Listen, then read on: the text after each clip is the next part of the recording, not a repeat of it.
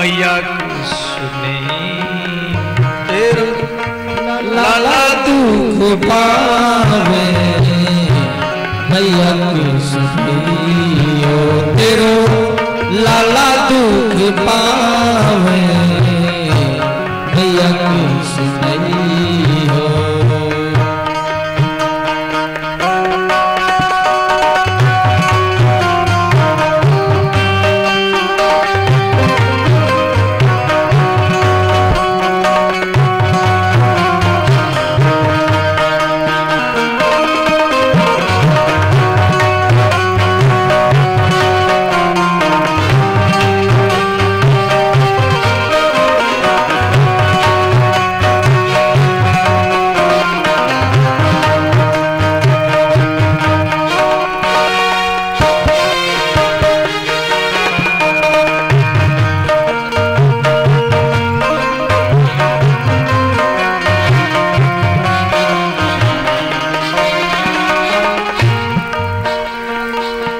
कौन मुख धोबे ताते जल अचरा पहुँची संभारे कौन मुख धोबे ताते जल अचरा पहुँची संभारे।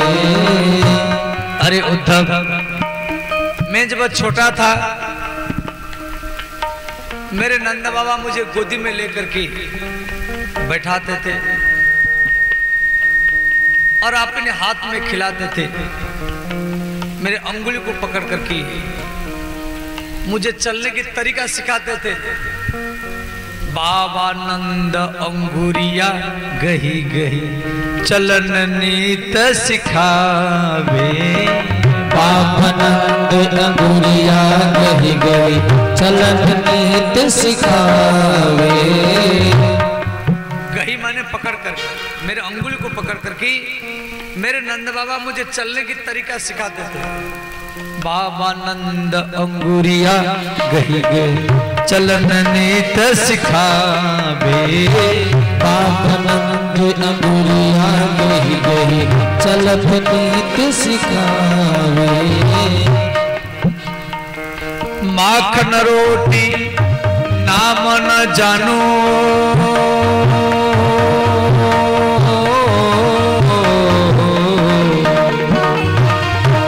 कन्हुआ कही कि कोई न पुकारे मैया को सुने तेरो लाला दुख पावे मैया को सुनियो तेरो लाला दुख पावे मैया को सुनियो।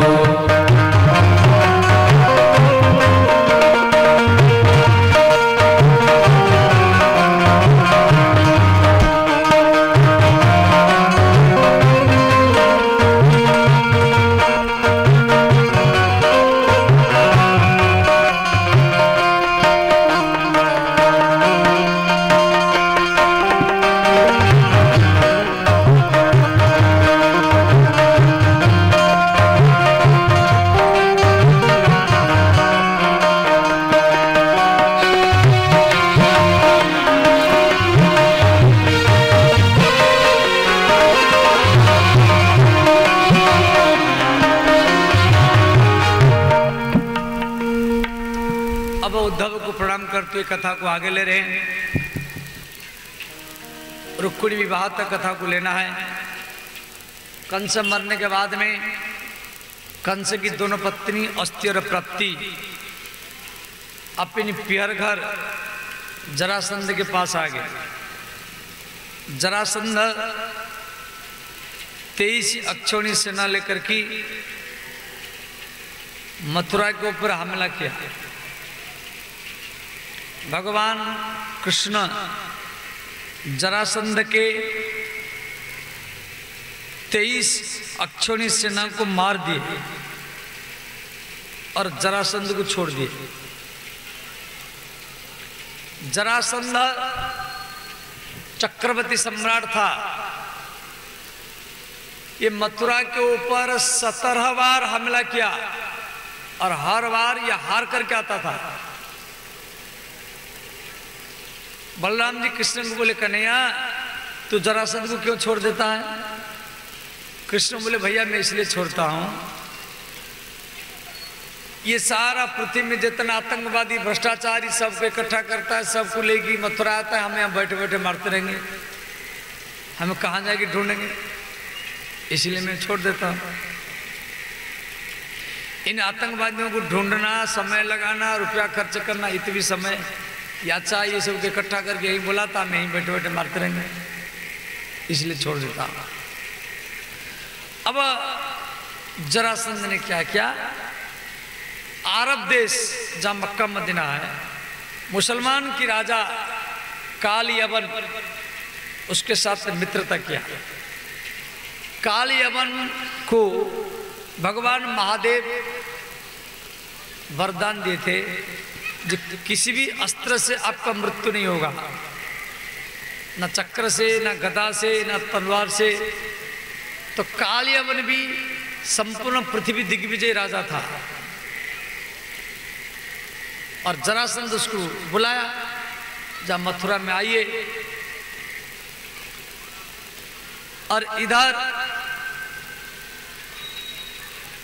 जरासंध 10,000 ब्राह्मणों को पटना बुलाया, सब अच्छे अच्छे ब्राह्मण, वेद पाठी ब्राह्मण, सबको मथुरा ये पटना बुलाया और धोखे में सबको जेल में डाल दिया। का ब्राह्मणों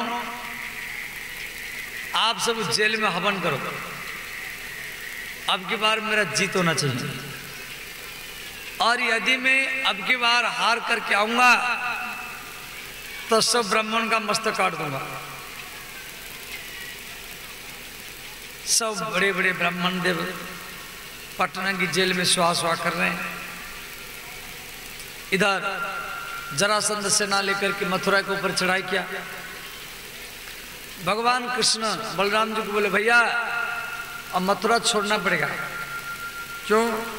जरासंध और काल यवन अपना अपना सेना लेकर के आ रहे मथुरा के ऊपर हमला करने के लिए। तो भगवान कृष्ण विश्वकर्मा को बुलाए, बोले विश्वकर्मा जी आप समुद्र के भीतर में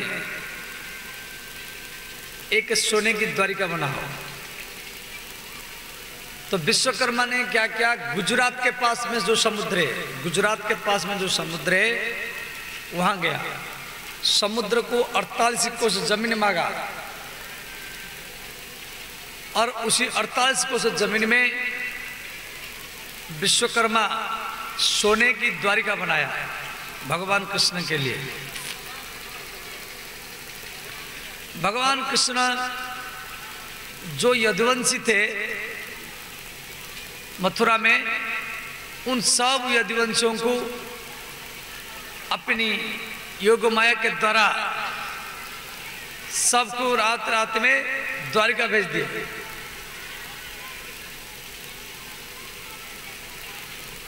अब केवल कृष्ण और बलराम दोनों मथुरा में रहे।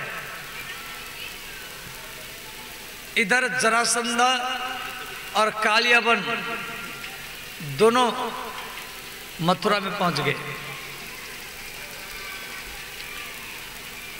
तो काल यवन कृष्ण को कहा आपके पास में सेना है ना, रथ है ना, घोड़ा है ना, हाथी है, अब कैसे दोनों भाई हैं, कैसे लड़ेंगे?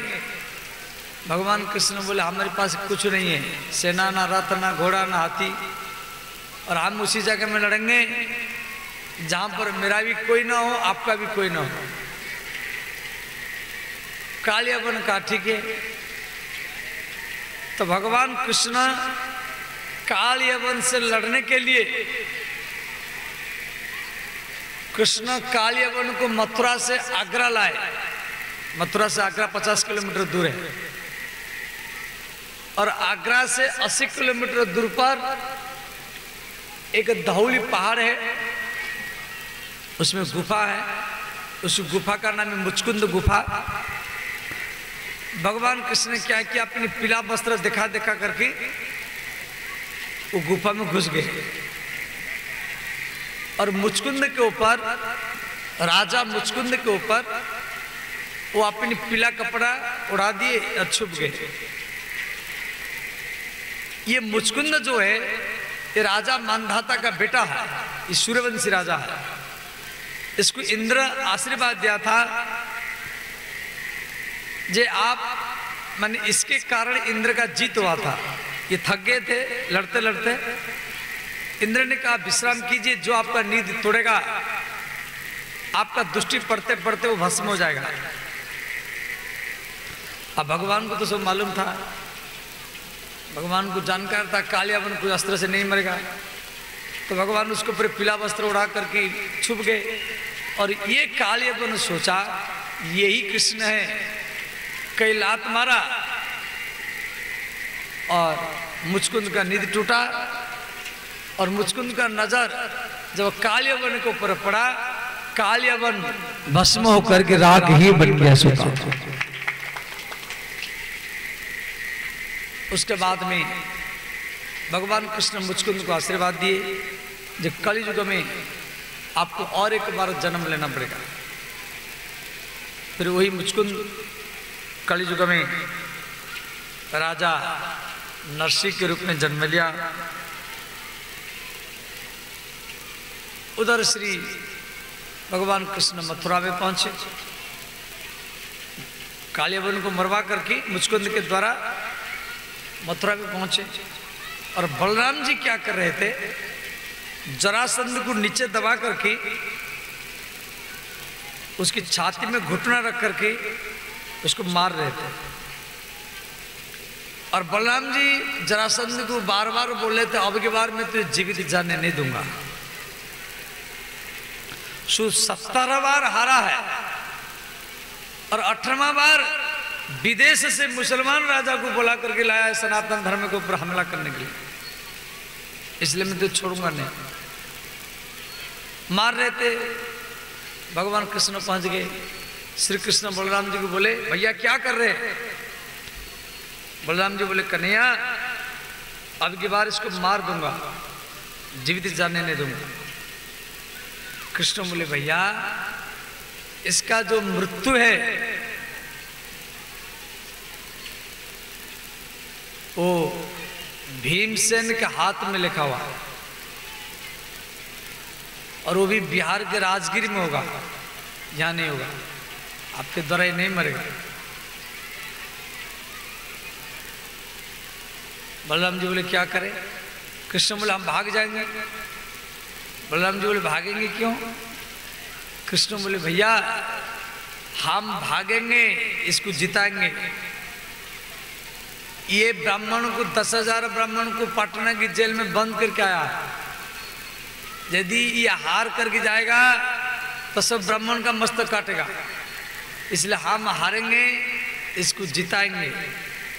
ये जीत करके जाएगा और वहां 10,000 ब्राह्मण को जेल से मुक्त कर देगा और हमारी हारने से यदि 10,000 ब्राह्मण जीवित हो जाते हैं वो सबसे बड़ा जीत ही माना जाएगा। भगवान ब्राह्मण को बचाने के लिए संग्राम के मैदान से भाग गए, इसलिए भगवान का नाम पड़ा रणछोड़।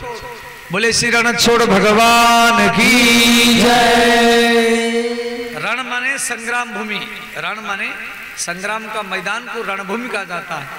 भगवान ब्राह्मण को बचाने के लिए संग्राम के मैदान में भाग गए। राजस्थान में कभी जाना, श्री रणछोड़ भगवान का मंदिर है, बहुत सुंदर है, दर्शन करना, जो कथा भागवत में दिया गया है। इधर कृष्ण बलराम दोनों भाग गए, वो सीधा द्वारिका में पहुंचे।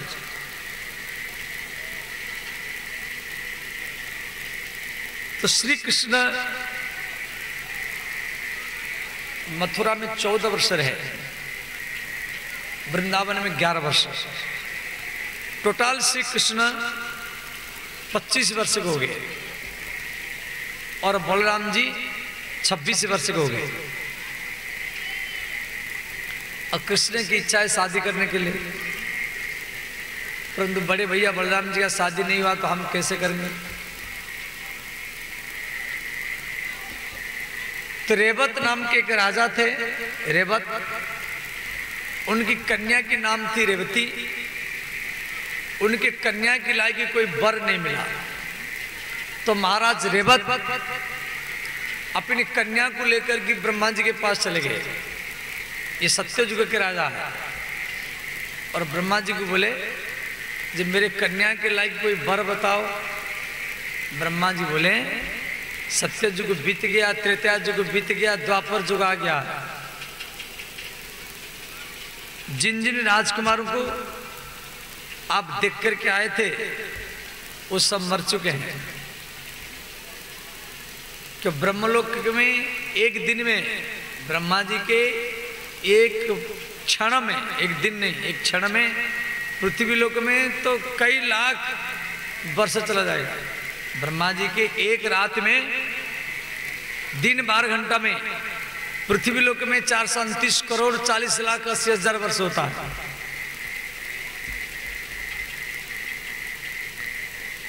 तो वहाँ 1 घंटा में तो यहाँ कई लाख वर्ष हो जाए। तो ब्रह्मा जी बोले सत्य युग बीत गया, त्रेता युग बीत गया, वो द्वापर युग आ गया। इतनी समय में जिन जिन राजकुमारों को आप देख करके आए थे वो सब मर चुके हैं। अब द्वापर युग आया, भगवान कृष्ण बलराम के रूप में द्वारिका में है। अपनी कन्या को ले जाओ, श्री बलराम जी के साथ शादी कराओ। तो रेवत महाराज अपनी कन्या रेवती को ब्रह्मलोक से लाए द्वारिका, और रेवती सत्ययुग की है। तो सत्ययुग के जो लोग होते हैं वो 21 हाथ को होते हैं, त्रेता के लोग 14 हाथ को होते हैं, द्वापर के लोग 7 हाथ को होते हैं, और कलयुग के लोग 5 हाथ के होते हैं। तो रेवती सत्ययुग की है, 21 हाथ के। अब बलराम जी द्वापर युग के, वो 7 हाथ के।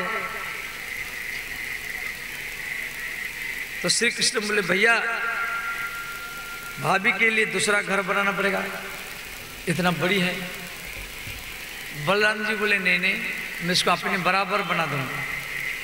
तो बलराम जी क्या किया, अपने जो हल था, हल उसको लेकर के उसके सिर पर रखे, रेवती के सिर पर।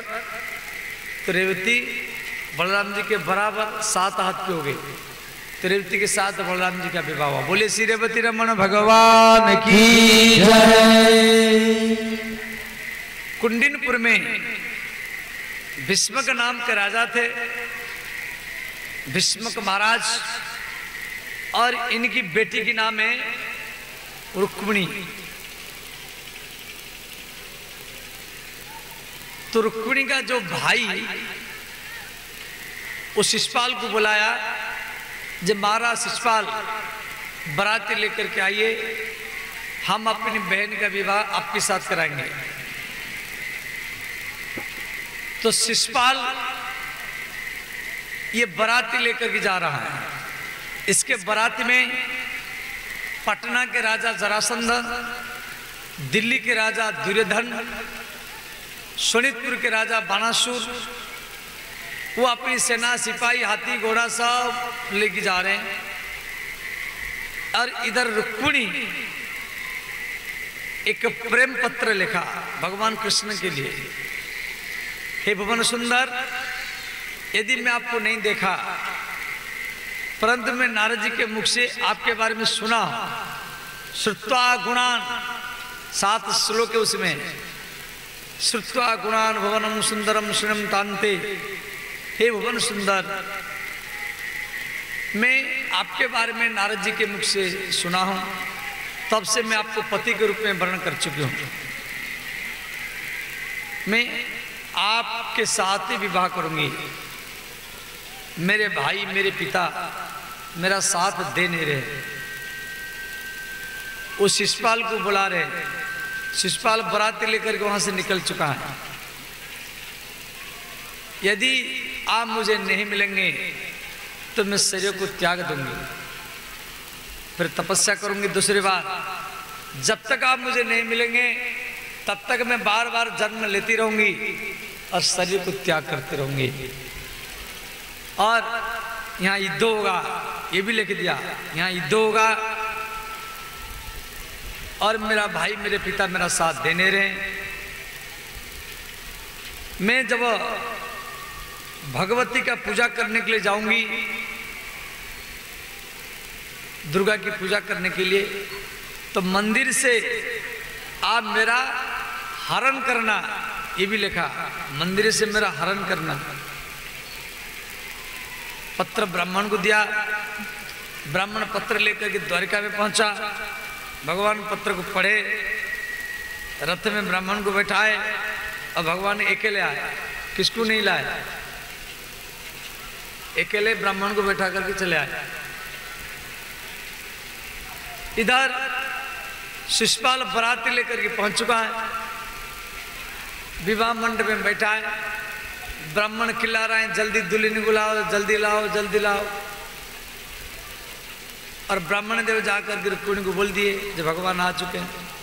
रुक्मिणी के पिता को भी मालूम पड़ गया जो द्वारिकाधीश श्री कृष्ण आए हैं मेरे बेटी की शादी देखने के लिए, तो उनके लिए भी व्यवस्था किया रहने का। सब राजा महाराजा हैं, परंतु रुक्मिणी के जो भाई था उसको मालूम था जब मेरे बहन कृष्ण के साथ शादी करना चाहती हैं, और युद्ध होगा तो राजकुल की मर्यादा है, रुक्मिणी का भाई, रुक्मिणी भगवती दुर्गा का पूजा करने के लिए जाएगी, तो रुक्मिणी का भाई क्या किया, रुक्मिणी को चारों ओर से घेर लिया। रथ में सवार करने वाली, घोड़ा में सवार करने वाली, हाथी में सवार करने वाले, ऊंट में सवार करने वाली सेना सब रुक्मिणी को चारों तरफ से घेर ले। देवी रुक्मिणी राजकन्या है, राजा की बेटी है, वो रोती हुई उन सेनाओं के बीच में रोती हुई अपनी सखियों के साथ भगवती गौरी के मंदिर में पूजा करने के लिए गई, और वहां माता दुर्गा को, भगवती को स्नान कराई और हाथ जोड़ कर की श्रृंगार की, षोडशोपचार में पूजा किया।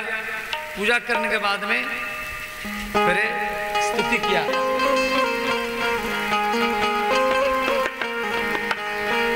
जय जय गिरिवर राज किशोरी, जय जय गिरिवर आज किशोरी, जय जय गिरिवर राज किशोरी, जय जय गिरिवर राज किशोरी, जय महेश मुख चंद्र चकोरी, जय महेश मुख चंद्र चकोरी, जय महेश मुख चंद्र चकोरी, जय महेश मुख चंद्र चकोरी, जय गजबदन सनानन माता, जय गजबदन सनानन माता, जगत जननी दामिनी दुति गाता, जगत जननी दामिनी दुति गाता, मंगल भवनय मंगलहारी, मंगल भवन मंगलहारी, द्रवहु सुत शरथ अचिर बिहारी, द्रवहु सुत शरथ अचिर बिहारी। सब गाइए, दोनों हाथ उठा कर गाइए। हर हर महादेव।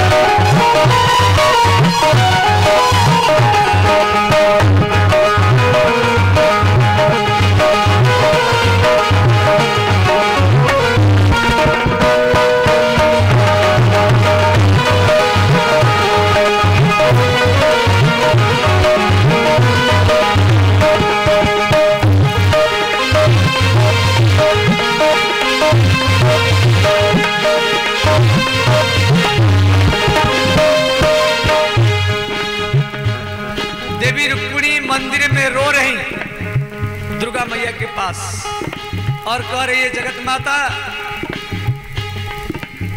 मेरे भैया मेरे पिता शिशुपाल को बुलाए हैं शादी करने के लिए, और ये शिशुपाल पिछले जन्म में रावण था। रावण ही शिशुपाल के रूप में आया है, और देवी रुक्मिणी महालक्ष्मी का अवतार है।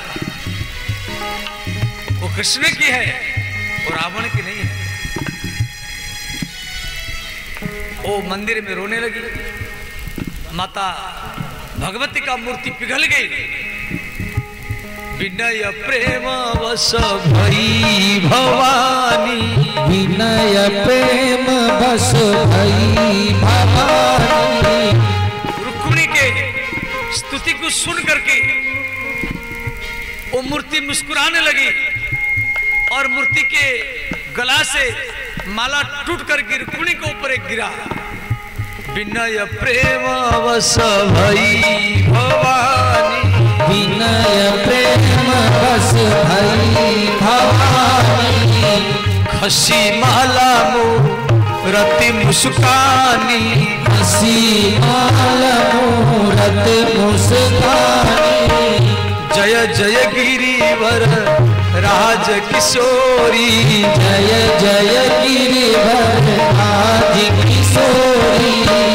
जय महेश मुख चंद्र चकोरी, जय महेश मुख चंद्र चकोरी। सब गाइए दोनों हाथ।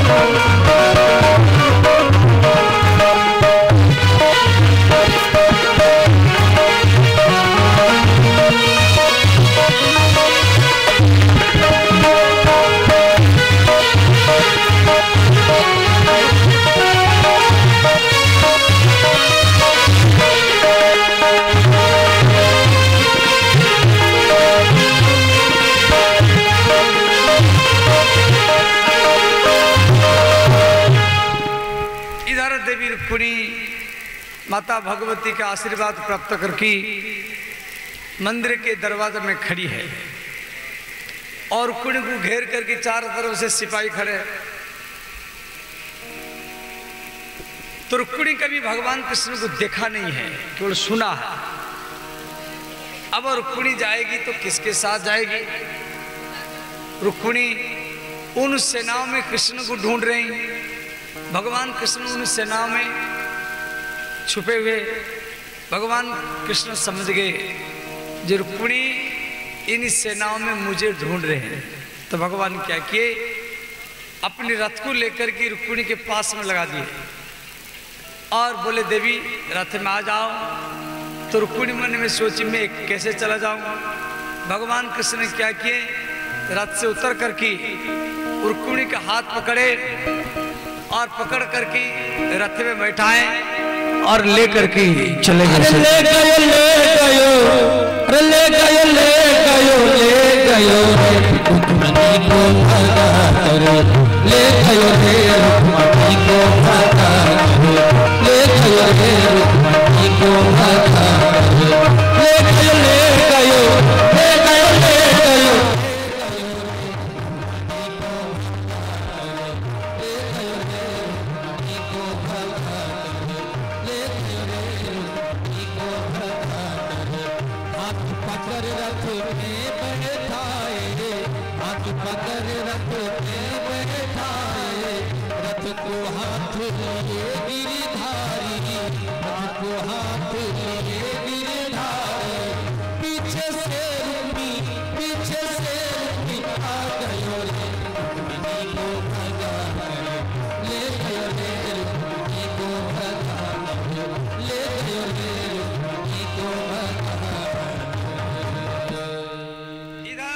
भगवान कृष्ण रुक्मिणी को लेकर के चले गए और शिशुपाल विवाह मंडप में बैठा है, ब्राह्मण खिला रहा है, जल्दी दुल्हन को लाओ। और इतने में कोई बोला, रुक्मिणी कृष्ण के साथ चली गई। तो रुक्मिणी का जो भाई था रुक्मिणी के भाई का नाम है रुक्मी, वो शिशुपाल को बोला, महाराज मैं जा रहा हूं अपनी बहन को लाने के लिए, यदि मैं बहन को ला नहीं पाया तो मैं वापस नहीं आऊंगा। तो रुक्मिणी का भाई जरासंध की सेना, दुर्योधन की सेना, बाणासुर की सेना, सब सेनाओं को लेकर के वो कृष्ण का पीछा किया। अब भगवान कृष्ण अकेले हैं, एक तो रुक्मिणी को बचाना है, दूसरे में इतना अपार सेना, करोड़ों सेना, उनके साथ लड़ना भी है, एक साथ में दोनों काम करना है। और इधर श्री बलराम जी को मालूम पड़ गया जब मेरे भैया कन्हैया रुक्मिणी को हरण करने के लिए अकेला चला गया बिना बताए। तो भगवान बलराम पीछे से गए और जब बलराम जी पहुंच गए तो भगवान बलराम कृष्ण को बोले, कन्हैया अब आप रुक्मिणी को लेकर के जाओ, अब हम देखेंगे आपका पीछा कौन करता है। वहां शंकरषण भगवान का अवतार बलराम, वो अपने हल को बढ़ाए और इतना बड़ा कि एक बार घुमाए, वो जितना सब पीछा कर रहे थे सब भयभीत होकर भाग गए। बोले श्री बलराम भगवान की जय। भगवान कृष्ण रुक्मिणी को लेकर की द्वारिका में पहुंचे। द्वारिका में समुद्र के भीतर में तो रुक्मिणी के पिता भीष्मक महाराज फिर पीछे से गए और विधिवत भाव से फिर कन्यादान किए। तो विवाह दो प्रकार से होता है, एक लोक रीति, दूसरे में वेद रीति। समझ गए? पहले लोक रीति, उसके बाद में वेद रीति में। पहले लोक रीति में होगा दोनों ठाकुर, दोनों को माला पकड़ा जाए, फिर वेद मंत्र से शादी होगी।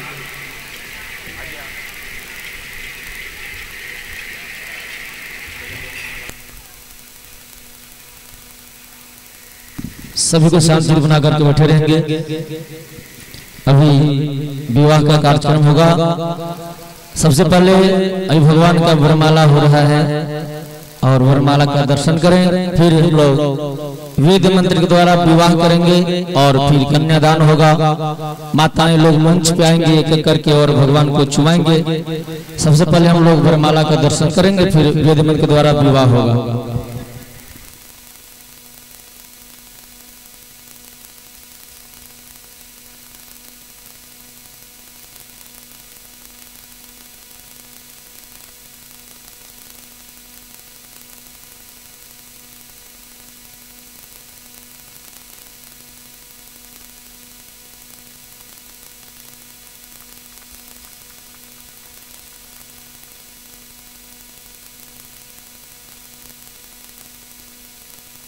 बोलिए वृंदावन बिहारी लाल की जय, रुक्मिणी महारानी की जय। अब हम लोग समस्त यजमान और वरिष्ठ कार्यकर्ता के द्वारा भगवान का पूजन होगा। उसके बाद फिर चुमाने का कार्यक्रम होगा, फिर विवाह का कार्यक्रम पद गाया जाएगा। उससे पहले सभी यजमान लोग आवे और वरिष्ठ कार्यकर्ता लोग आ जाए। मंच वाले खड़े हो जाइए, आइए पूजन कर लीजिए पहले, उसके बाद फिर गायन होगा।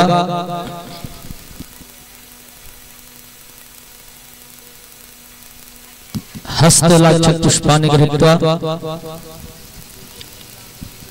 हाथ में जलक्षक पुष्प लेंगे।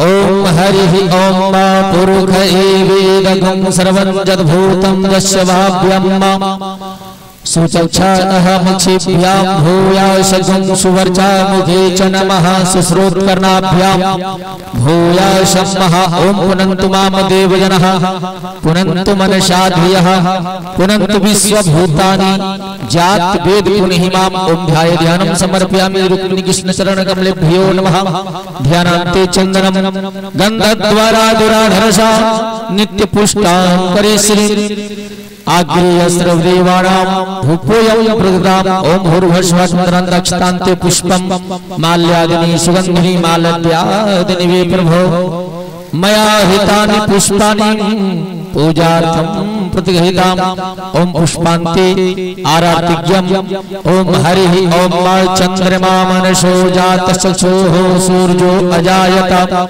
श्रोत्राद्वा यस्य प्राणस्य मुखादग्निरजायत आरातिज्ञं समर्पयामि श्री कृष्ण चरण कमलेभ्यो नमः आराध्यान्ते दक्षिणाद्रव्यं दक्षिणा रखेंगे ओम हिरण्यगर्भः समवर्तताग्रे भूतस्य जातः पतिरेक आसीत सदाधार कस्मै देवाय हविखा विधे महा ओम दक्षिणाद्रव्यं समर्पयामि श्री कृष्ण चरण कमलेभ्यो नमः बोल वृंदावन बिहारी लाल की।